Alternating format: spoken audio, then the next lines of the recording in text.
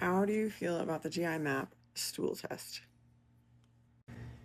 The GI map is one of the most reliable tests on the market for actually getting data out of. However, I still have some concerns about it.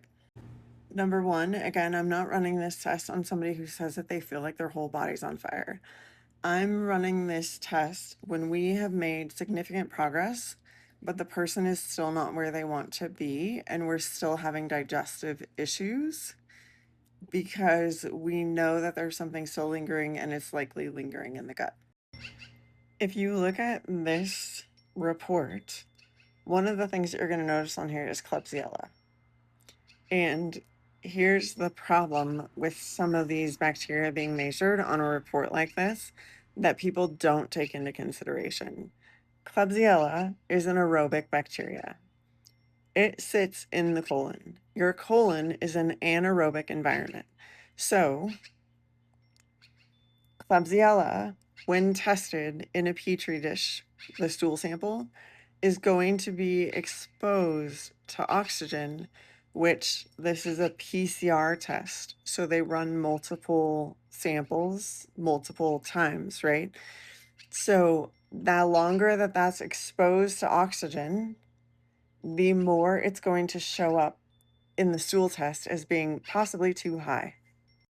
So when we're talking about what's showing up and what's not showing up, if I get a test back and it says somebody has no Klebsiella, I'm actually a little concerned that they have an imbalance in their colon because Klebsiella should be present because we've stuck the sample in an aerobic environment where the Klebsiella should flourish.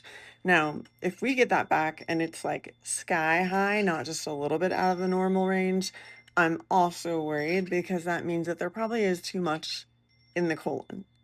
So if you're a practitioner who's running the GI map, you have to understand which bacteria are aerobic and which bacteria are anaerobic in order to say, oh yeah, this is present, we need to get rid of it. Or this isn't present and that's a problem.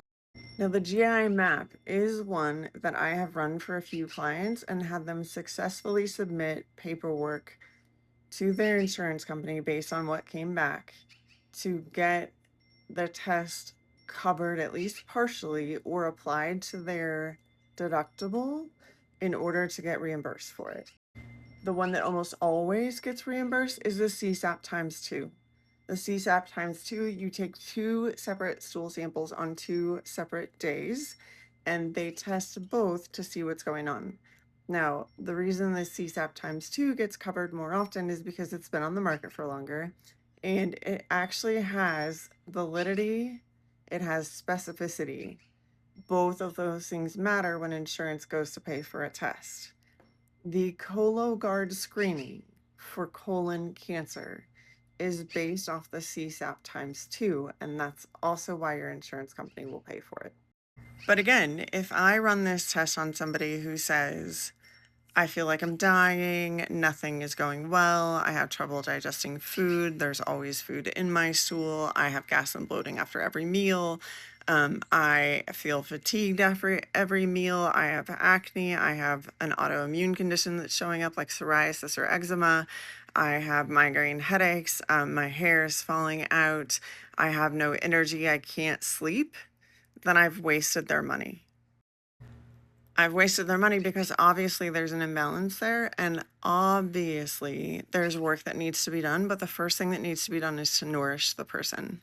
Like literally, nourishment becomes the thing, because if they're having gut distress, you know they're not absorbing nutrients in a way that makes sense and in a way that's enough to help them heal. So any stool testing that is done shouldn't be done until we're probably 3 to 4 months in. And honestly, if they come to me and they've been depleted and they've done like 4 other programs with many other people, the first thing I want to do is nourish for the first 90 days anyway. And then I probably wouldn't run a stool test until 6 months, because if we spend 90 days nourishing, and then the next 90 days doing repair and getting rid of some of this stuff, then their stool test doesn't even matter until really 120 days to up to 9 months in, because when we start breaking things down, these numbers are going to change rapidly, and they could change back and forth depending on what we're doing. If you go back to the white blood cell count, you can see a gut imbalance and parasites and mold in the white blood cell count. If they're showing up with protein, albumin, and globulin, they're out of the optimal range. There's leaky gut. So you already know you have a problem. Why would you waste money on this test?